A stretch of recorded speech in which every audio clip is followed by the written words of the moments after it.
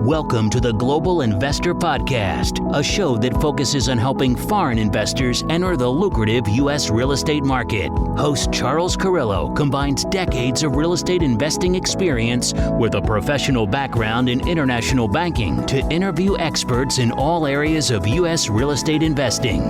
Now, here's your host, Charles Carrillo. Do you have money sitting in the stock market and you're worried about it? Or worse, you have money sitting at the bank, not keeping up with inflation? My name is Charles Carrillo, founder and managing partner of Harborside Partners. And since 2006, I've been investing my money and my family's money into income-producing properties. These are real assets, real properties with real addresses that produce real cash flow. At Harborside Partners, we provide passive investors who love real estate with a turnkey investing solution. If you want to put your money to work in real estate but can't find deals, don't have the time to get funding, and the last thing that productive people want to do is manage real estate. We find the deals, we fund the deals, and we manage the tenants, the termites, and the properties. Partner with us at investwithharborside.com. That's investwithharborside.com. Go to investwithharborside.com. If you love real estate, you like the idea of passive income, and believe that income-producing properties will appreciate over time, go to investwithharborside.com. That's investwithharborside.com. Welcome to another episode of the Global Investors Podcast. I'm your host, Charles Carrillo. Today we have Micah Maddox. He is a director of both commercial insurance and multifamily insurance at Real Protect, a real estate insurance brokerage operating nationwide. Real Protect helps real estate investors manage their risk and protect their assets by using specialized programs designed to fit their needs. So thank you so much for being on the show, Micah. Absolutely. Thank you so much for having me. So please give us a little background on yourself, both personally and professionally, prior to getting involved with insurance. Absolutely. So I originally was going to law school and just found a lot of interest in that, a lot of interest in courtroom stuff and just the way the law was, and ended up helping out a friend open a state farm. And that's how I got into insurance. And that was, I guess, about 10 years ago now. So a lot has changed since then. It's an ever evolving industry, but I kind of started from that standpoint, just trying to, understand, the legality behind insurance, and that's helped a lot, I think, in how the insurance contracts are put together. But yeah, that's kind of where I started at. So are you specifically working now with commercial properties nationwide? Is that really your focus? Not Correct. So much residential anymore? Well, it's mixed, so habitation, is multifamily and things like that. So that's what I focus on mostly. Mm-hmm. Real Protect as a whole, they do schedules of single family homes and just really anything. But what I focus on is mostly multifamily, commercial property, things like that. Oh, that's interesting. Okay. Because, real estate right now, or insurance with real estate, multifamily, one of the hot topics right now, outside of interest rate, let's say, is insurance, especially where I'm based in Florida. But it's not just Florida. Last year I had an insurance policy on a property in New England and it increased by 12%. And for our listeners, can you explain a little bit about how, what are some of the main factors that will impact property insurance rates? Because everybody always tells me, I was out with friends last weekend, and everybody always tells me their insurance down here in Florida, it's like the big topic. And then they're telling me I've never had any claims. So, you've probably heard this many more times than I have. So can you tell us what kind of impacts your property insurance rates? Absolutely. So we could probably devote a few hours to that alone to really boil that down. That there's a couple things here in the U.S. at least that are really affecting rates. One, and this is one that's actually just recently come up, is the aging buildings. A lot of our structures, a lot of the buildings, a lot of the properties are getting older and older. And what's happening is you've got carriers wanting to move to newer and newer, and you've got the properties getting older and older. So you kind of got that fight going on in both directions. That's a really big one. There's a lot of state specific stuff. Florida, just, for natural reasons that I'm sure you kind of understand, it can be a problem. And the science behind that is a lot of the carriers that we see operating in Florida, they operate really at a loss. So for example, the last 5 years, I think the average right now is at about 200%. So basically for every dollar that they bring in, they're paying $2 out in claims. For any business, that's unsustainable. And at the end of the day, that's, insurance is a business. The carriers, when they go into a state like a Florida, Louisiana, Texas, places like that, it has to be sustainable. And there's a lot of help that I think the government is trying to put in place. For example, in Florida, Governor DeSantis in the most recent legislative session actually passed a lot of stuff, from reinsurance to the way claims are handled to a lot of the processes, just really trying to clean it up make it more concise, and hopefully give everybody the best fighting chance. Ultimately, there's still going to be major storms. That's the nature of Florida, and really just anywhere across the Gulf. So to a degree, it's always going to be tough. And you compound those things. So you've got rate increases from the carrier losses. Then you add in the aging structures. So there's fewer and fewer carriers wanting to even place insurance.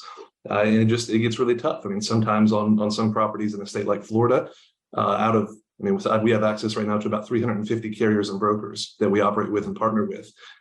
Sometimes it literally does come down to one carrier out of all those. It's not always that we're getting to choose between the best three. Sometimes we get lucky to have one. And then the capacity issue, and that's a really, really big one lately.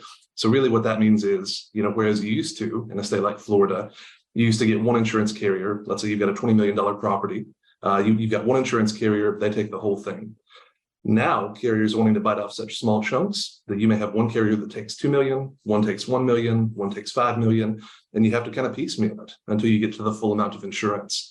The problem there is each carrier along the way, each of those 5, we'll call it, or 10 that you have to put together to make the full amount of insurance, each one of those has to make their money, so it just becomes ever more expensive involving that many carriers. And like I said, sometimes it does come down to no other option. So there's a lot of complexity.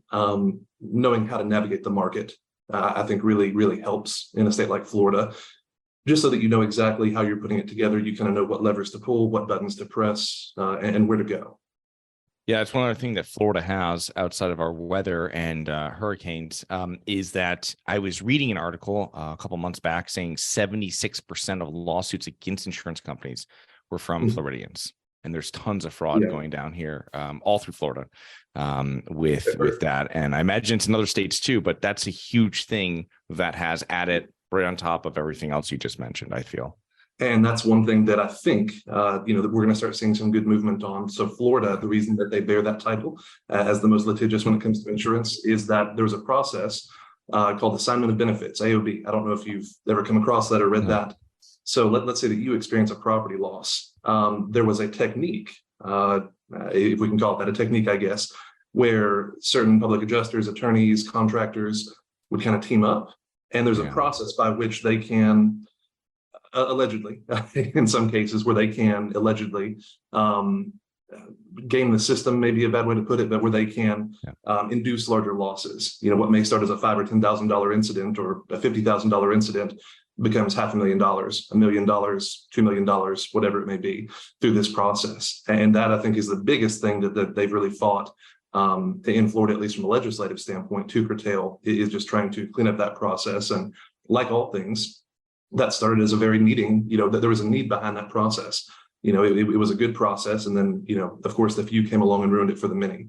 But nevertheless, that hurts everybody. If what should be a $10,000 claim, gets paid out at $1 million, that's not sustainable, for anybody.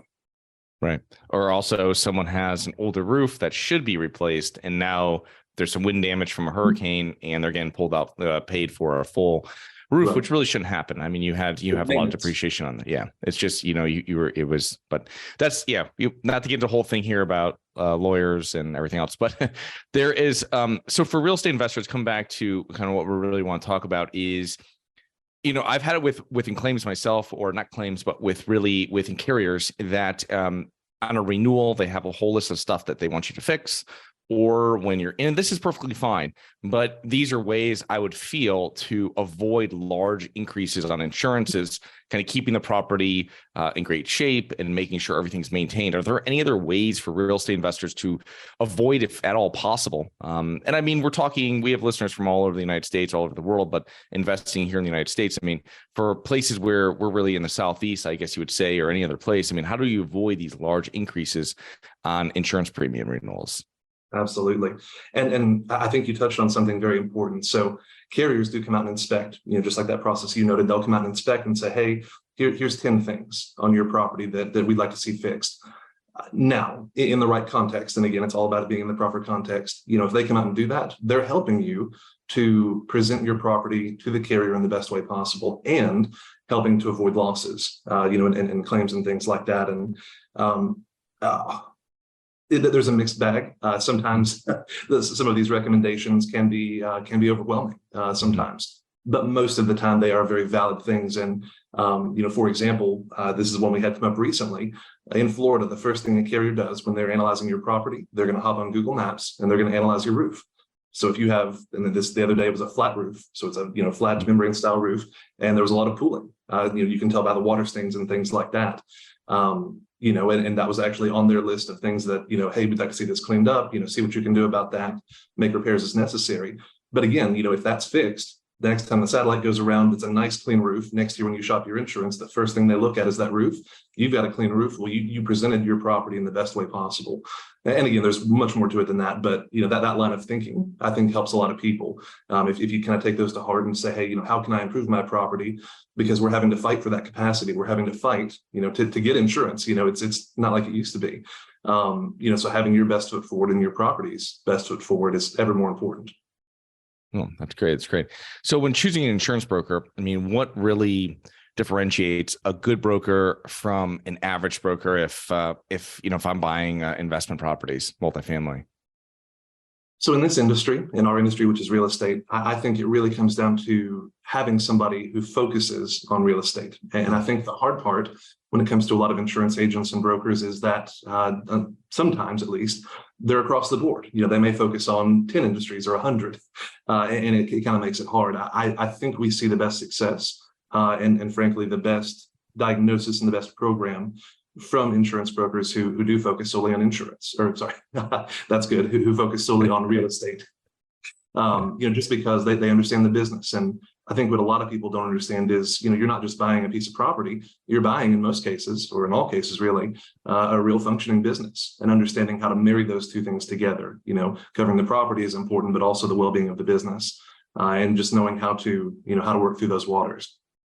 Yeah, there's one thing, if people ever ask me about it, I say, go and find local landlords or property owners that are owning similar properties to you, age, type, stuff like this, and ask them who they use. And usually I've gotten some very good recommendations from doing that. And that's for property managers or anything else, really. Yeah. But it's really just finding people that are in that similar property, that are similar to what you want to be doing, or doing what you want to be doing, let's say, and then getting it that way and kind of sorting through what then going through. And because, you go through online or something like this, you're never going to find anything. It has to go from like a referral source. You're just going to find a lot of homeowner insurance companies that don't know what it is when you have tenants in the property. Certainly. Well, and it's such a vast difference as well. If it's a duplex, for example, you're going to have a whole different group of carriers that would entertain that versus a 1,000-unit complex or a $5 million commercial property, something like that. It's really two different worlds. But no, you're exactly right. And I think a lot of people can benefit from that, just, referring, number one, but also just, going out and looking for similar properties and saying, hey, where this is at, where do you have your insurance at? Where do you get this from? I think that's something a lot of people are starting to do more and more. And it really helps, in our position, we're all across the nation, so we can find a solution, regardless. And, we're in tune with a lot of these carriers, but sometimes there is a local carrier who just, is more regionally attuned. And sometimes you can find them by doing that. Yeah. Yeah, having the nationwide carrier, just great that you brought that up again. And that's a great point. I had a mentor years back tell me, just work with a nationwide carrier when you're getting into commercial multifamily, and it makes pricing everything. First of all, you have the relationship. You don't have all these different relationships if you're, say, you're in 5 states or whatever, but you have the relationship, but you also you can go, and whenever you're doing, it makes it much easier whenever you're doing your underwriting to go out and get bids on these properties for the insurance.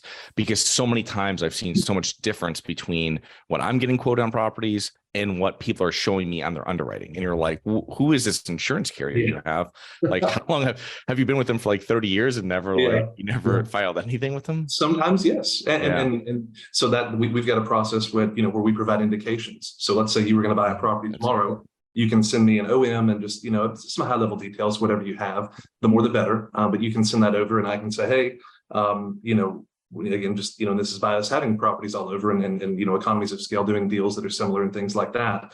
We can say, hey, for this type property in this area, this vintage, this construction, and just kind of, pull those factors together. We can say, hey, an approximate rate in today's market, when you go out to price insurance, what you can expect is X.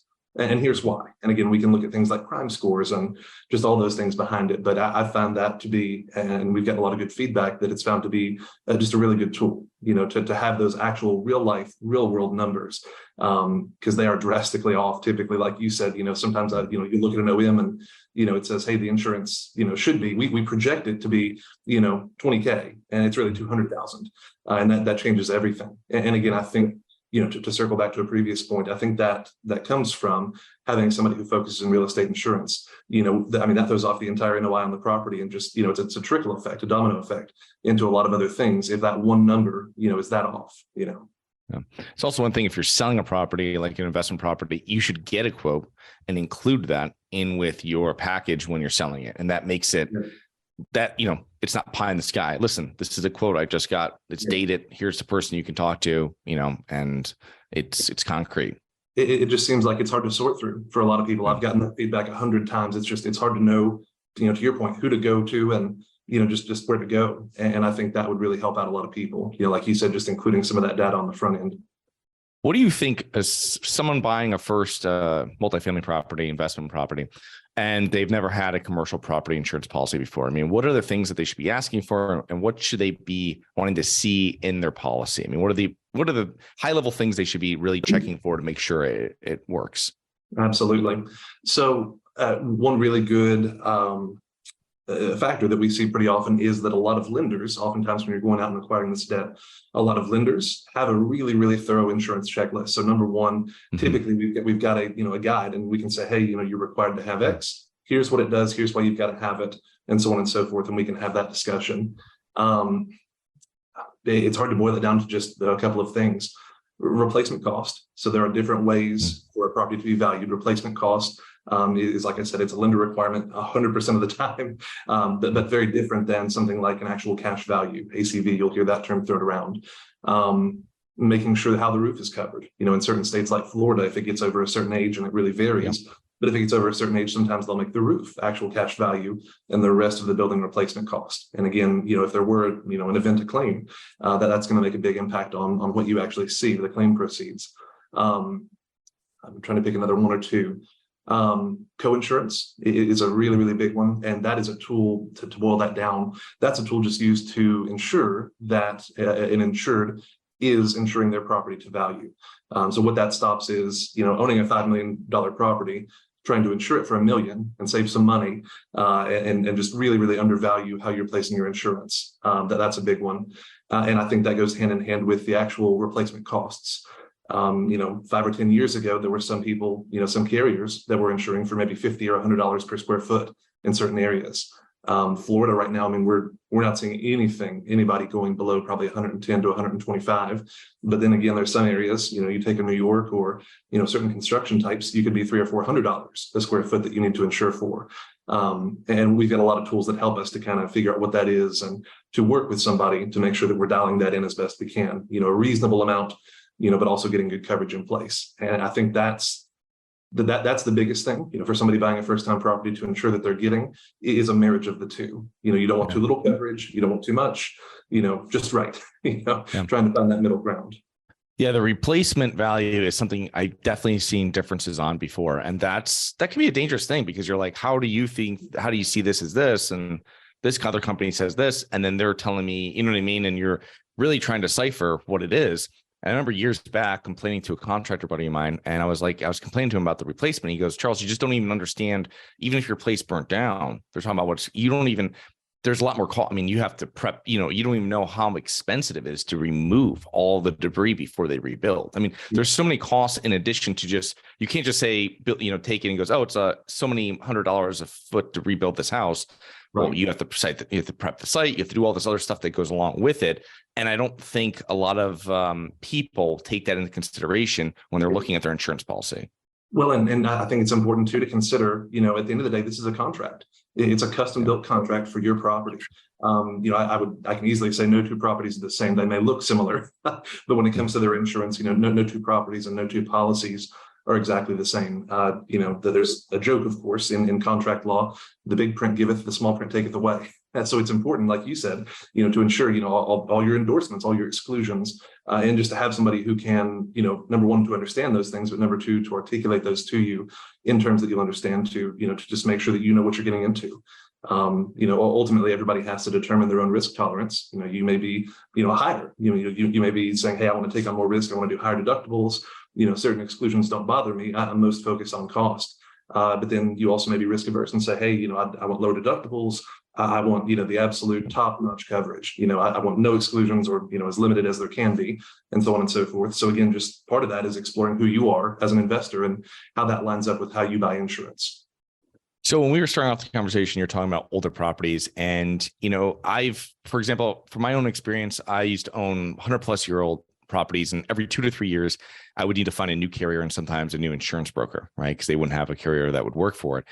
And, how does a property owner handle this most effectively? And for me, it was just, you're kind of dreading when those renewals came up, because you're like, am I going to get renewed? What am I getting renewed for? What is all this work I have to do? So I think the biggest thing that helps there is working with an independent agent. And what I mean when I say that is, as an independent agent, I'm not tied to one carrier. I don't have, for example, State Farm. When I worked there at State Farm, I've got one bullet. If State Farm doesn't work out, I'm done. If the underwriting doesn't line up, or it's not, within the property type, or it's too old, or whatever, you're done. So having an independent agent who can access many carriers, in theory, there's no need to engage more than one person. There's no need to do that, because, if this year your property is non-renewed or the rate goes way up, okay, well, that's great.